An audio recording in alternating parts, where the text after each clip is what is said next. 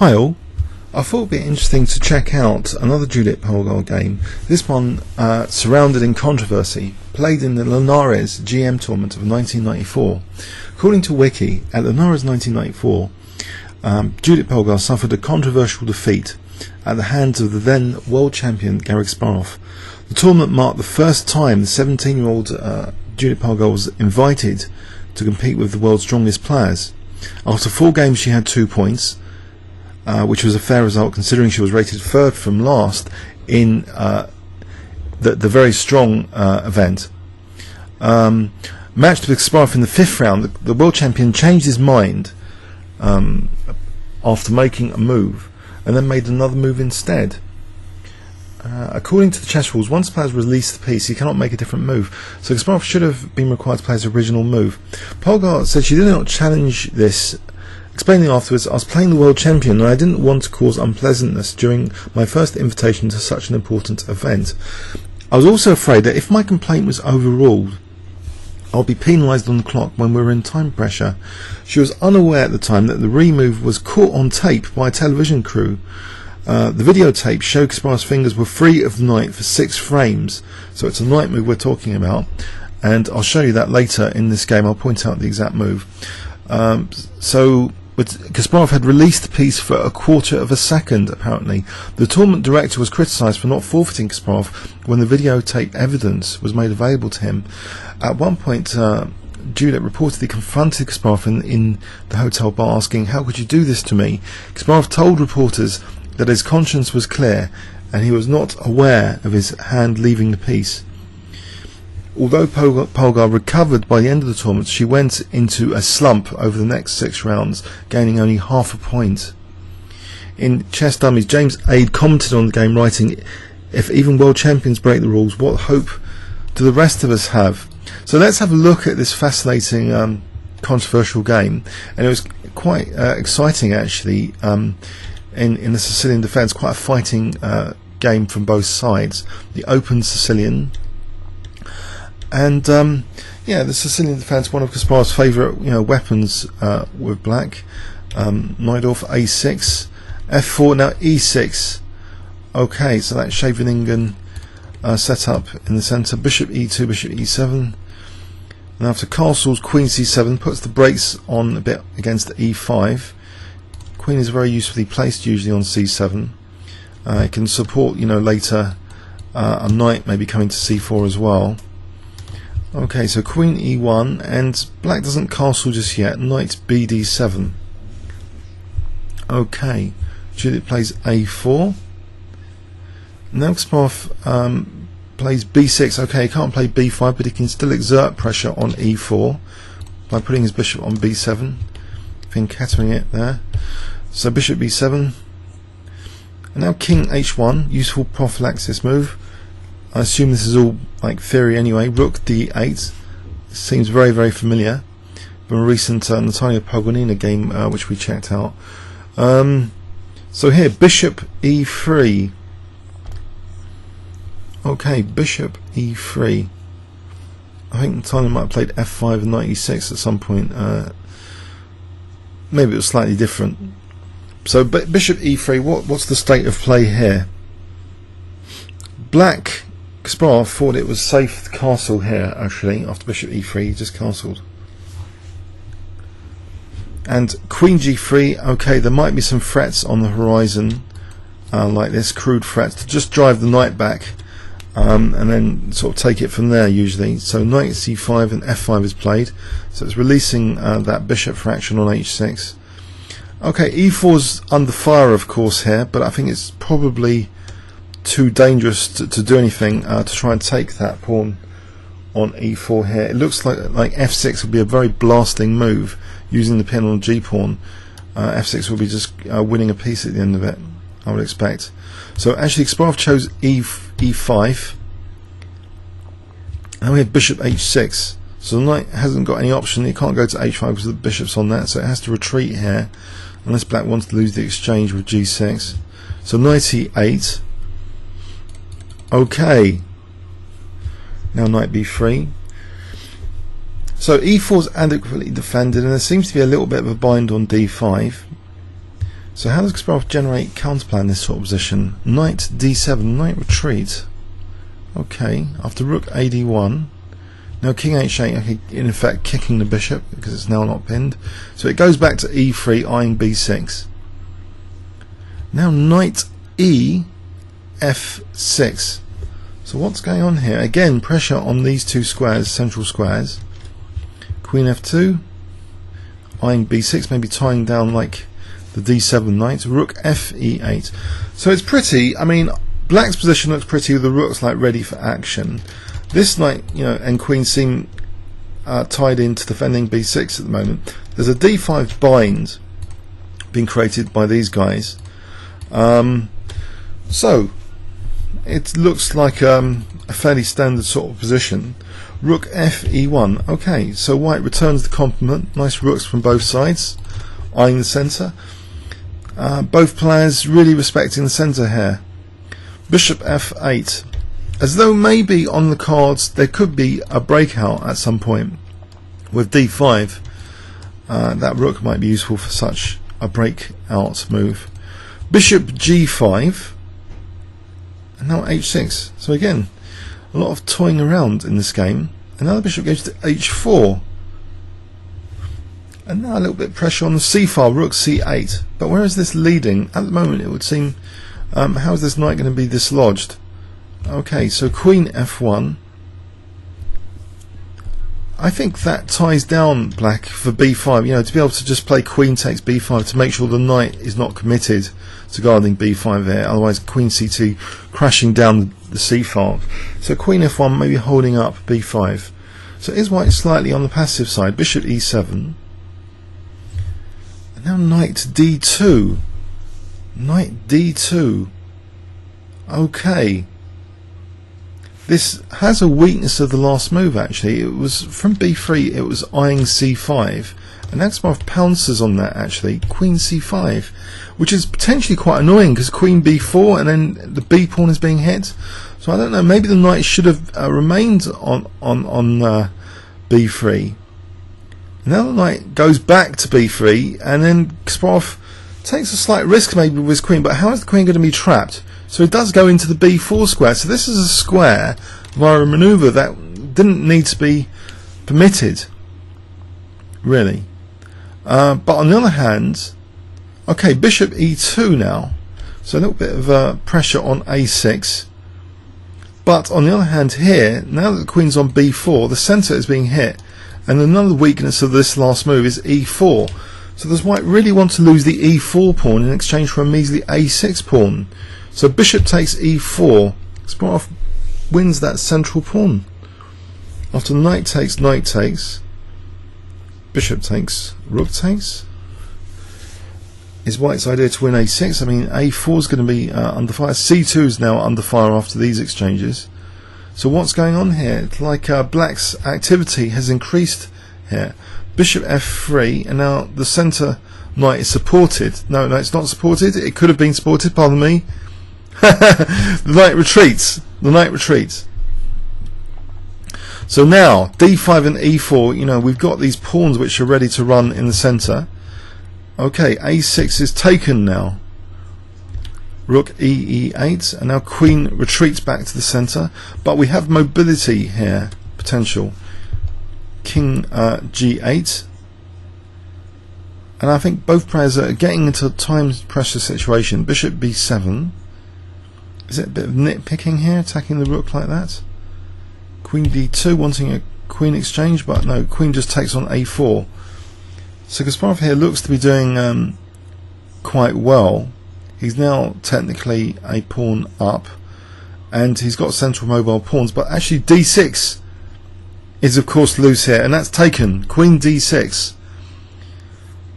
But the rook is coming to the 7th rank. Rook takes c2, and this is quite a menace. This queen has also got scope to come to the king side, which we'll see is important, and a few variations which I would like to discuss now very soon here.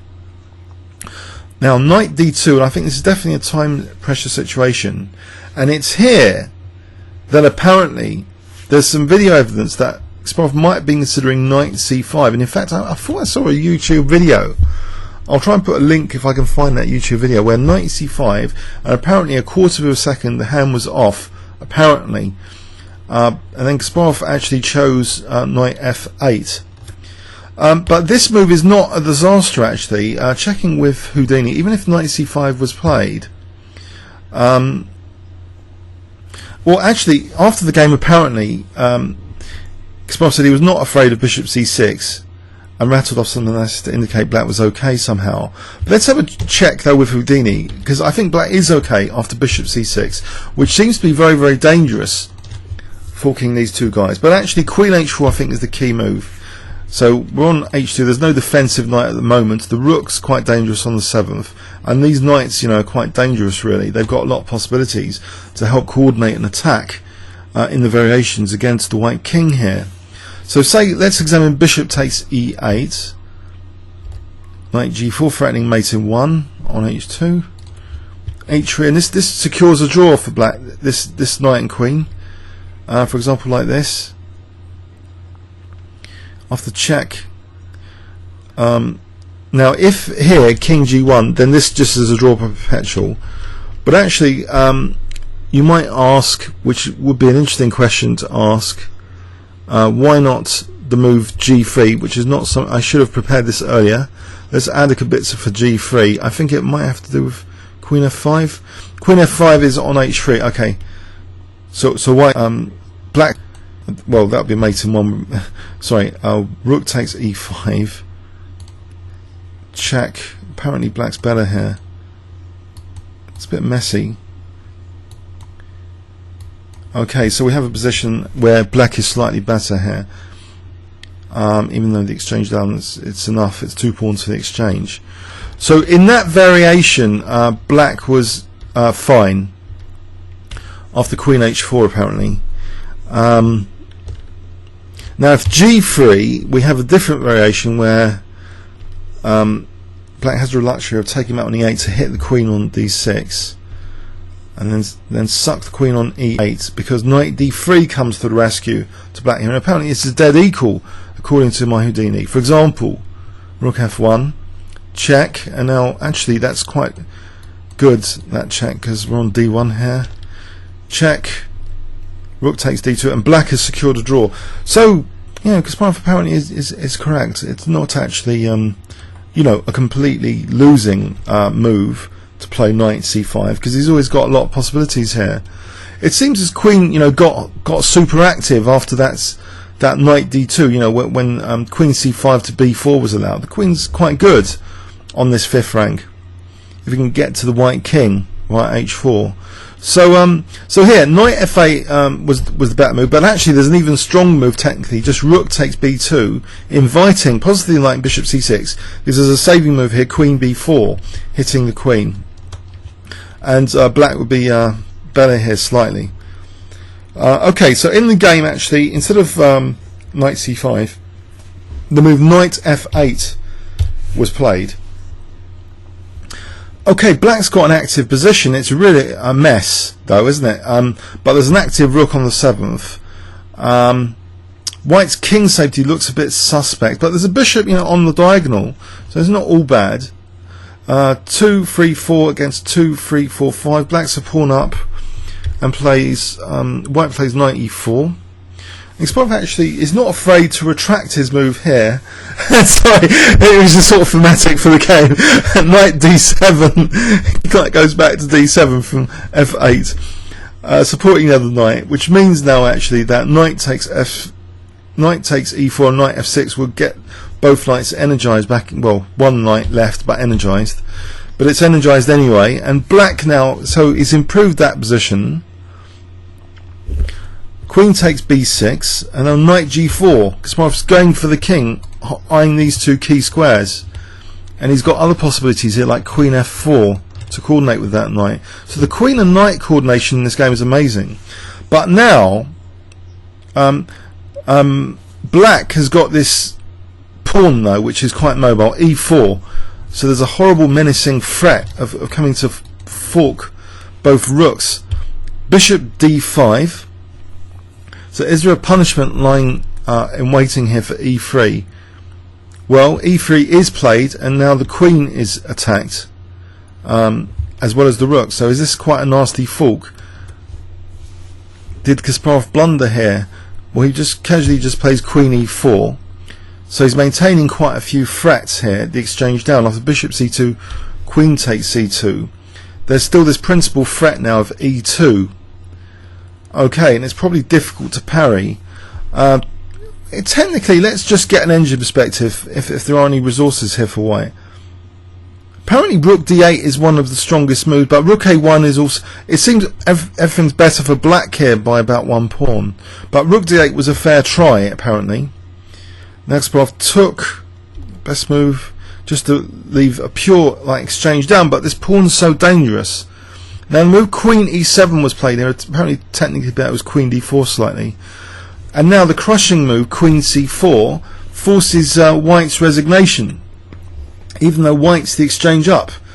So the dynamism here is just too much. What's going on here dynamically? Let's just check one variation. Say rook b1, queen f4, threatening mate, king g1. That's pretty nasty to have to play that. Check, and then e2 is crashing through. It's threatening queen f1. White would have to sack the queen here. And in this situation there was no g3 because this is just a mating sequence. So very, very dynamic play there, inviting actually that bishop b3. And when this pawn's crashing down, and there's combined threats against the white king as well as the pawn being a total menace. So bishop b3 was actually not very effectual here at all in this position, with this horrible threat still of e2. So a very dynamic game from Garry Kasparov, but just one with an interesting controversy around it. Let's have a look at it again. So a very fighting Sicilian defense with the early f4. So similar in many respects in the start sequence, I think, if not identical to the Polgár game we recently saw. Okay, so queen g3. It looks like standard stuff so far, but Kasparov has it under control here. It seems he pounced on one slightly timid move, one slightly timid knight retreat, and he pounced when the move knight d2 was played. Otherwise I'm not really sure. I thought b5 was held up. So what would black be doing here? If we just check this position where I believe the blunder of allowing this pressure on e4 in effect, because the queen coming to b4 adds pressure on b4. So technically here white is slightly better. Just bishop f2 keeps things okay. Waiting move, just king g1. What would black be doing? It's hard to see what black would be doing if white just shuffled king, actually, because white's got control here. If white even just shuffled the king, I don't know how black would make progress. And in fact, with this move, actually an engine move suggested, it covers c5. So actually the move knight d2 might actually be possible here, a lot more possible. But where would the knight be going? I'm not really sure. Maybe white should just be content to sit on the position. Apparently b5 is on the cards here now, with a slight advantage to black, believe it or not, even if white does nothing. That's not good. So the knight, I think, I don't know, in addition with this b5 stuff, very interesting that knight d2 was prompted. So f5 is a serious threat. Bishop f2, but b5 here. Why wouldn't b5 here be any good? Oh, because the queen takes b5. If the queen must be left on b5. Difficult to hold black, basically. I just wanted to show that point, that maybe it's difficult or not, you know. So knight d2 allows this queen c5, and from here it seems black's getting a lot of pressure. So it culminates basically in the loss of the e-pawn and extra mobility of these two guys, but this will be the only survivor, but it comes through with great effect later.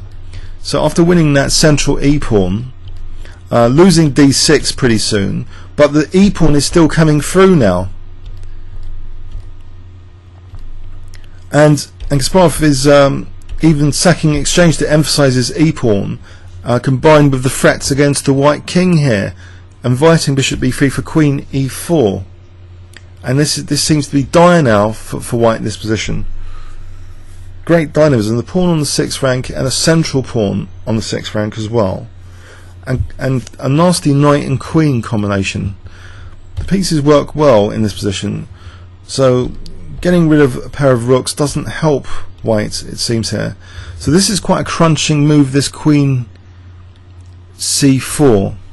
So not only attacking the rook, but also creating other possibilities like queen f4. After rook b1, queen f4. And this would be winning. So basically after queen c4, white resigned. I hope you enjoyed that. Comments or questions on YouTube. Thanks so much.